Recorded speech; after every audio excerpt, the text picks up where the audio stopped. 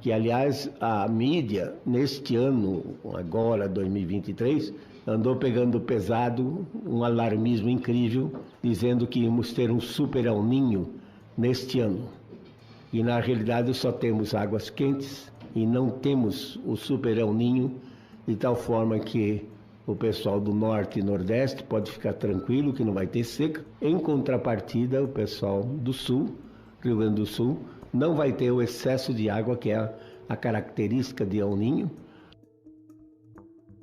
Um novo ciclone extratropical se formou nesta segunda-feira no sul do Brasil e já provocou 4 mortes, fortes chuvas em mais de 40 cidades no estado, com rajadas de vento e queda de granizo. Mais de 350 pessoas estão fora de casa. No dia 17 de setembro, a Metsul Meteorologia alertou para uma onda de calor excepcional, atingindo boa parte do país, Brasil, com 40 a 45 graus. O Instituto Nacional de Meteorologia emitiu aviso de onda de calor. Nessa terça-feira, Palmas deve ser a capital mais quente do país, com 40 graus. As marcas devem superar os valores médios históricos de temperatura máxima nas 5 regiões. E a previsão é de que o pico de calor aconteça no final dessa semana.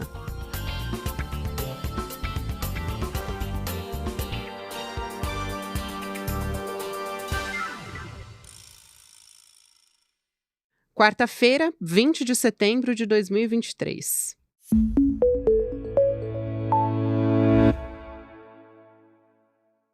Olá, seja muito bem-vindo, seja muito bem-vinda. Eu sou a Gabriela Varelli e esse é o videocast Em Detalhes do ICL. Aqui, sempre com um convidado, com uma convidada, a gente traz uma temática, uma notícia importante para analisar, mergulhar e trazer todos os detalhes para você. Hoje eu converso com o cientista climatólogo Paulo Artacho, que é professor do Instituto de Física da USP. Professor, muito obrigada por aceitar nosso convite. Seja muito bem-vindo aqui ao Em Detalhes. Imagina, Gabriela, é um prazer. Prazer é nosso, professor. Bom, eu quero fazer uma pergunta bastante objetiva para o senhor, bem direta para a gente começar essa conversa. A gente chegou a um ponto de não retorno quanto à urgência climática ou a gente ainda consegue estabilizar o clima no planeta em quanto tempo? Que também é uma pergunta bastante importante, né, professor? Gabriela, a gente consegue sim estabilizar o clima do nosso planeta. O painel intergovernamental de mudanças climáticas da ONU dá receita de como isso deve ser feito, só que a tarefa vai de encontro aos interesses da indústria do petróleo e de muitos governos em nosso planeta, e com isso vai fazer com que a implementação das recomendações da ciência sejam difíceis. Temos que reduzir a queima de combustíveis fósseis em pelo menos 7% ao ano, todo ano, até 2050. Temos que zerar o desmatamento de florestas tropicais até 2030 e, com isso, construir uma sociedade que seja minimamente sustentável na segunda metade desse século.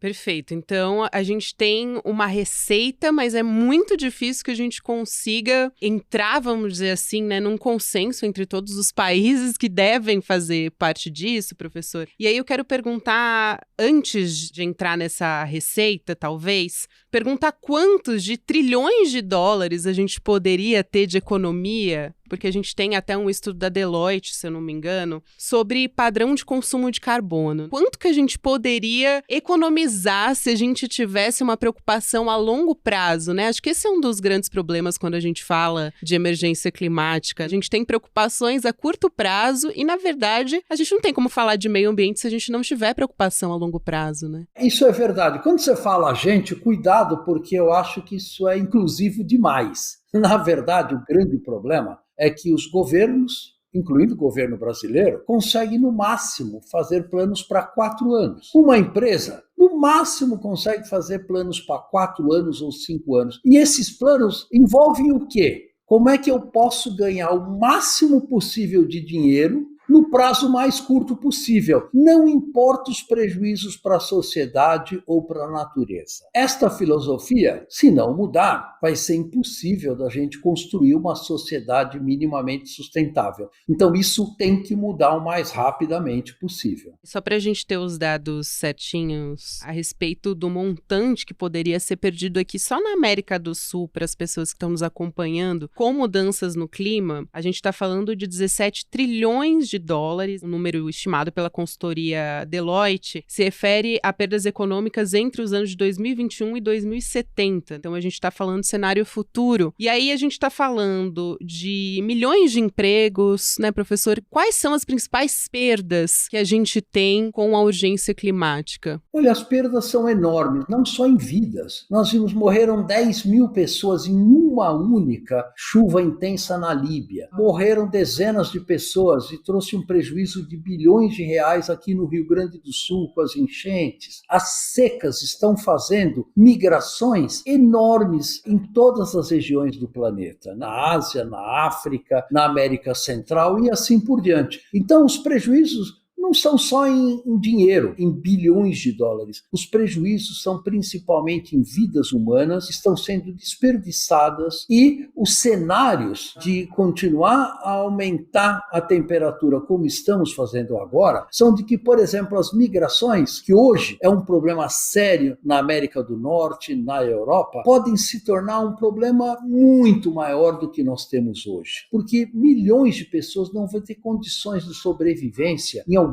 regiões do nosso planeta. Evidentemente, nós precisamos de um serviço de governança que possa levar a uma solução global para a questão das mudanças climáticas, porque sem isso, realmente a nossa sociedade vai sofrer um impacto extremamente importante.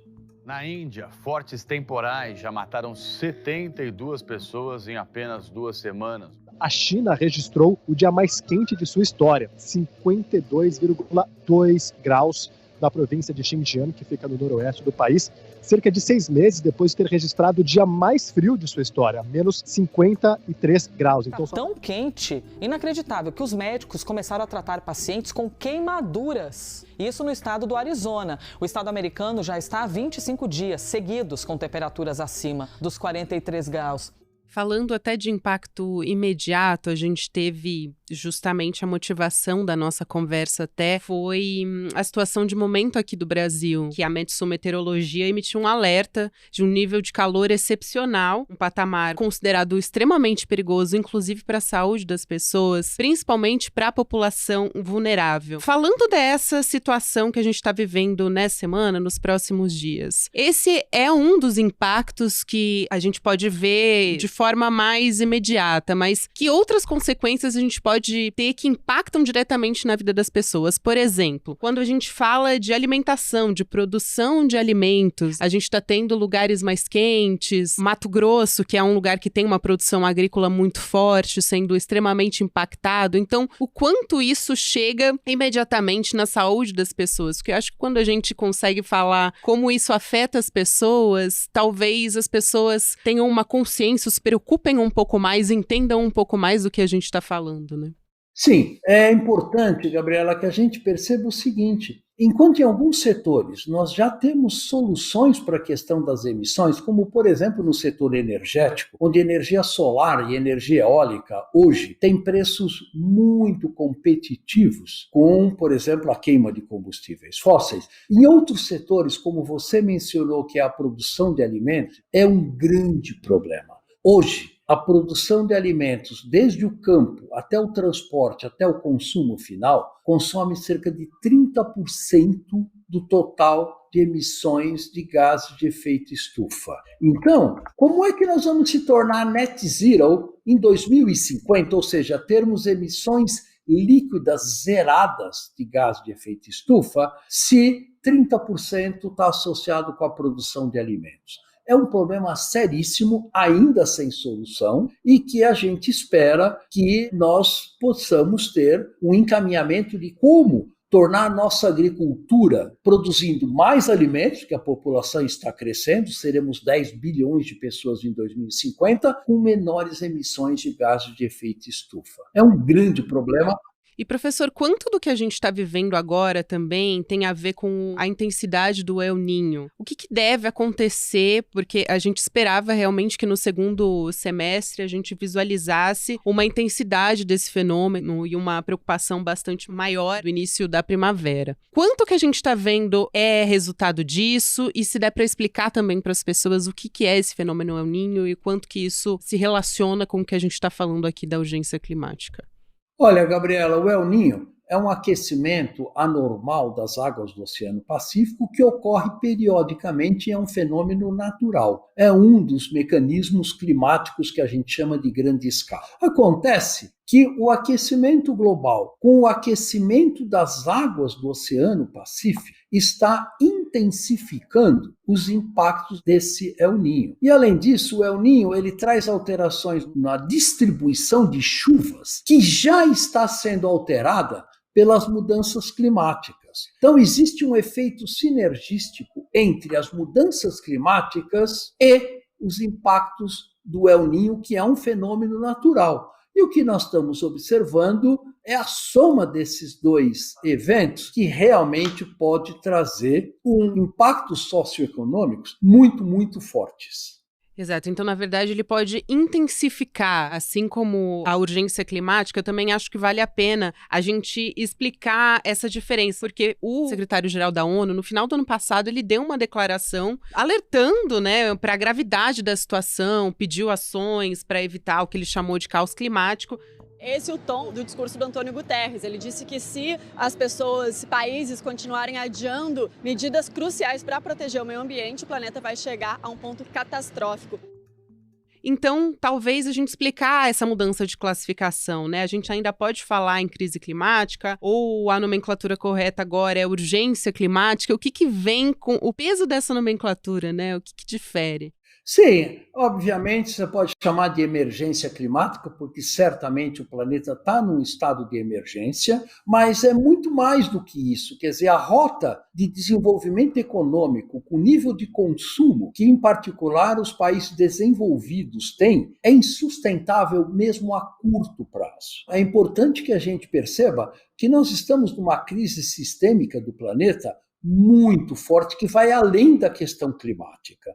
Temos que modificar profundamente os nossos hábitos de consumo, nossos hábitos de alimentação, como nós usamos ou não os recursos naturais do nosso planeta e assim por diante. Então, o que nós estamos vendo é uma crise muito forte.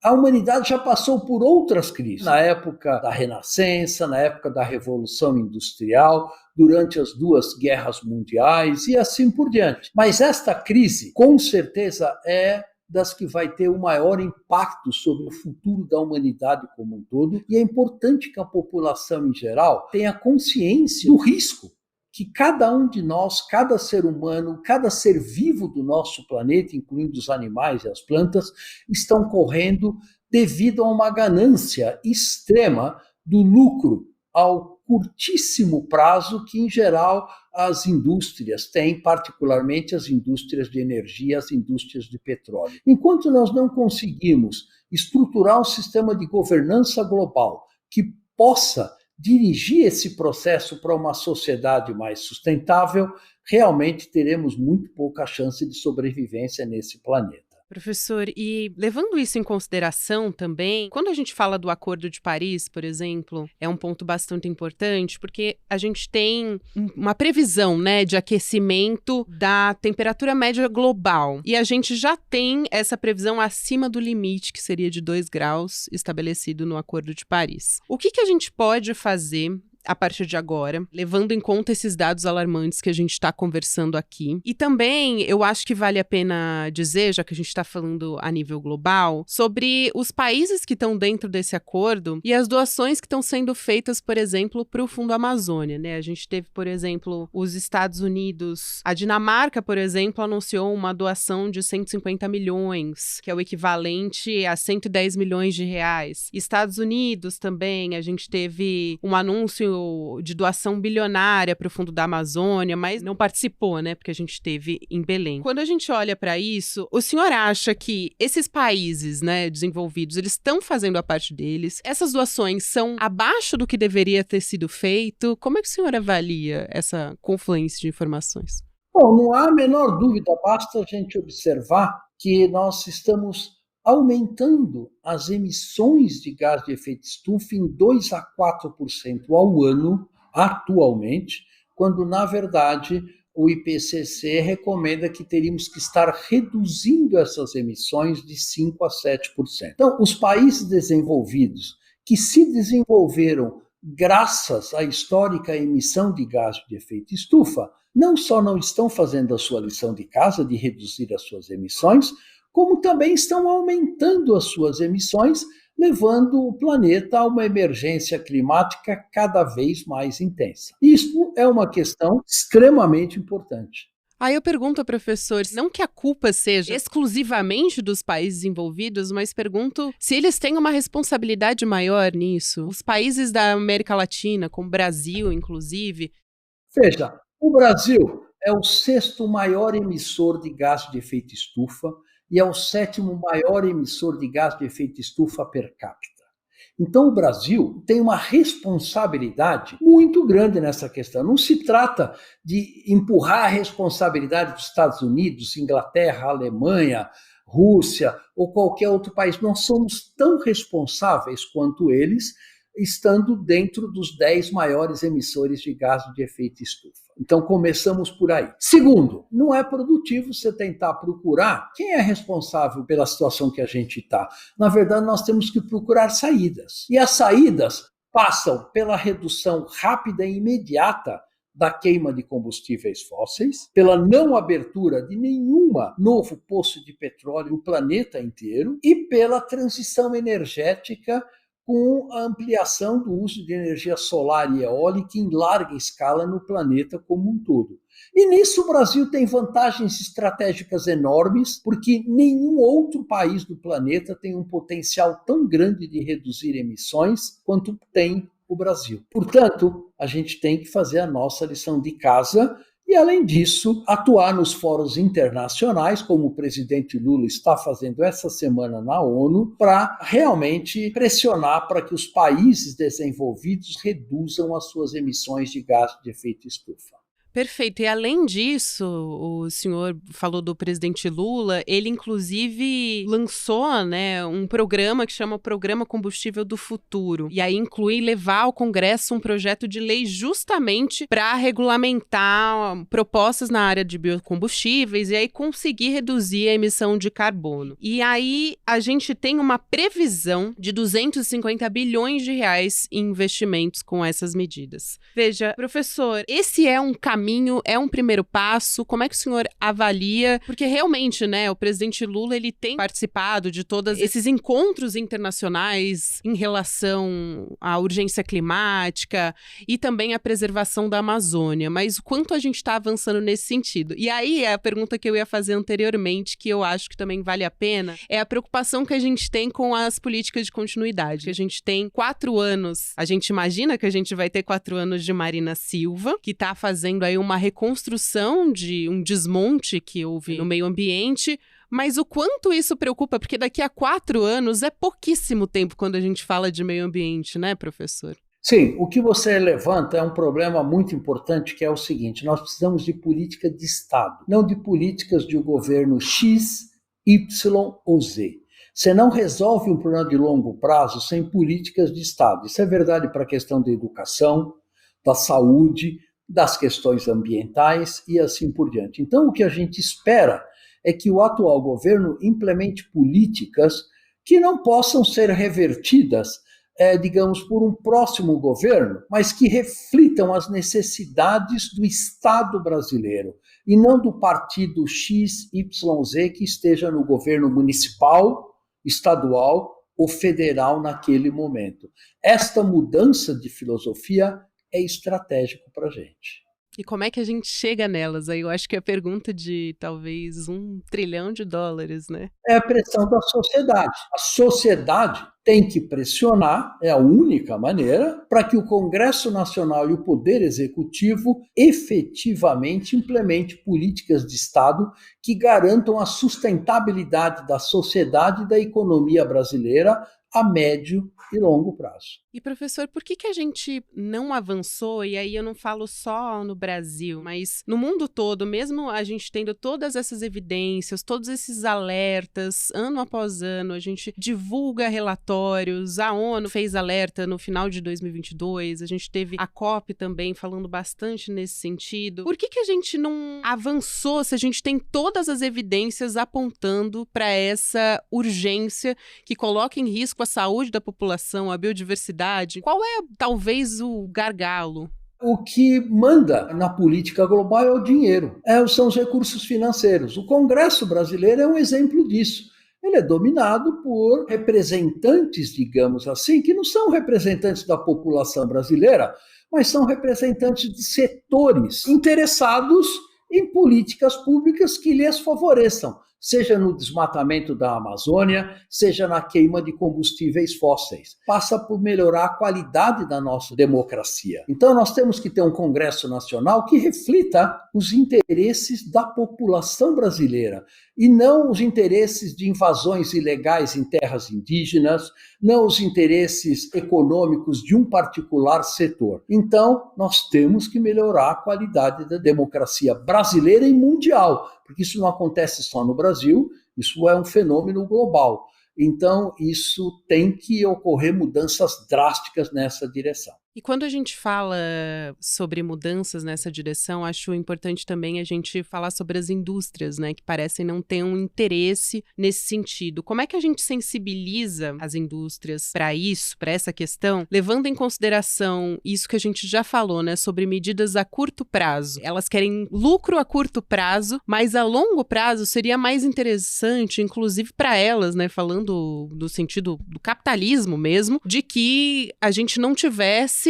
biodegradação comprometida, ou enfim, a gente precisa que as indústrias também sejam sensibilizadas, façam planos para que a gente tenha uma visão para daqui a alguns anos, para que elas possam continuar atuando também, né? Acho que isso é importante. Olha, isso não só é importante, como é essencial. Só que é evidente que o que uma indústria ou um banco está interessado é no lucro rápido, o mais fácil possível.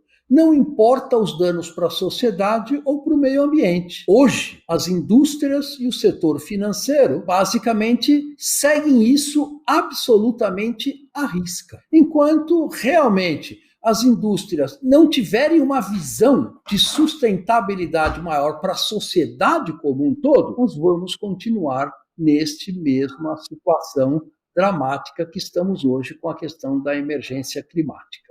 E aí a gente tem um congresso, né, bastante alinhado com os interesses econômicos da indústria também. Então, eu acho isso bastante importante de ser colocado e por isso a gente encontra um problema nesse sentido. Agora, professor, então vamos para uma pergunta mais prática. A gente tem que reduzir as emissões de gases pela metade. Claro. Se a gente quiser conversar aqui até o final dessa década, né, até 2030. Como que a gente consegue traçar esse caminho, falando do ponto de vista de governança aqui no Brasil, e como que isso pode ser conversado também nesses encontros internacionais, que tipos de alianças estratégicas que o governo Lula pode fazer nesse sentido? Olha, evidentemente, isso é uma questão muito difícil que você está levantando, porque as indústrias do petróleo, em particular, controlam a maior parte dos governos. E não é só dos países de desenvolvimento, é principalmente dos países desenvolvidos. A indústria da energia, e eles não vão, basicamente, largar o osso, digamos assim, de uma maneira muito fácil. Então, só com pressão muito mais forte ainda do que temos hoje, precisamos de milhões de Gretas Thunberg nas ruas, levando a juventude, que vai ser a mais prejudicada nessa história toda, para as ruas, pressionando os seus governos para que eles atuem na construção de uma sociedade minimamente sustentável. Na minha visão, esse é o único caminho. A ciência já deu o recado, já deixou muito claro os riscos que nós estamos fazendo, mas, obviamente, isso não foi necessário. Então, a pressão da população é estratégico para alcançarmos um caminho que seja minimamente sustentável. O problema, professor, é que é tão difícil conscientizar também as pessoas de que meio ambiente, até fazer as pessoas irem para a rua por conta do meio ambiente, né? A Greta Thunberg é uma em tanta gente que poderia também pressionar por essa diferença. Mas acho que faz parte a gente ter conversas como essa também para que as pessoas estejam cientes do risco que a gente está correndo. Quero agradecer muito a sua presença, a sua gentileza de estar aqui comigo. O cientista climatólogo Paulo Artacho é professor do Instituto de Física da USP. Foi um prazer enorme conversar com o senhor. Seja sempre bem-vindo aqui ao Em Detalhes. Até uma próxima, professor. É sempre um prazer falar com você e todos os espectadores. E esperamos que nós juntos, sociedade e a ciência como um todo, possa trabalhar em conjunto para construir uma sociedade sustentável, que a gente possa atingir os 17 Objetivos de Desenvolvimento Sustentável e sair dessa emergência climática com uma sociedade que pode ser muito mais justa, com muito menos desigualdades sociais e mais sustentável. Sem dúvida, esse é o caminho. Um abraço grande para o senhor, parabéns pelo trabalho, até uma próxima. Um abraço, gente. O Videocast em Detalhes fica por aqui. O próximo episódio vai ao ar às 10h30 da manhã, ao vivo no YouTube, por onde você acompanha toda a programação do ICL Notícias, sempre de segunda a sexta-feira. Você também pode acompanhar o Em Detalhes. Se você é do time que gosta de acordar e já ouvir as notícias, 6 às 7 horas da manhã já fica disponível para você em podcast nas principais plataformas de áudio. Também quero fazer um convite bastante importante para você de acompanhar a palestra gratuita aqui no ICL com a Monja Coin. É isso mesmo, Eduardo Moreira e Monja Coin vão estar juntos aqui no dia 28 de setembro, às 8 horas da noite, para falar sobre como vencer a ansiedade e o estresse. Eu aposto que você, assim como eu, é público-alvo, né? Não é muito difícil. A gente precisa estar sempre encontrando maneira de tentar driblar a ansiedade, o estresse do dia a dia. Então, fica a dica aí para você se inscrever em icl.com.br/Em Detalhes. Essa conversa incrível entre Eduardo Moreira e Monja Coin. Tchau, até mais.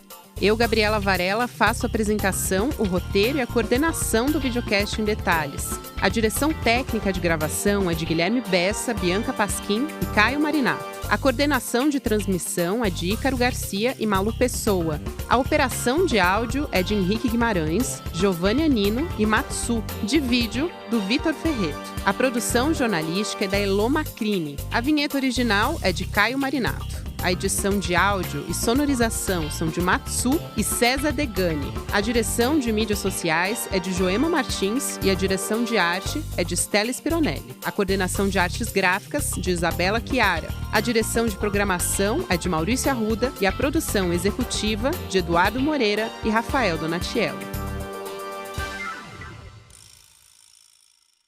Este episódio usou áudios de TV Globo, Globo News, Rádio Band News e CNN Brasil.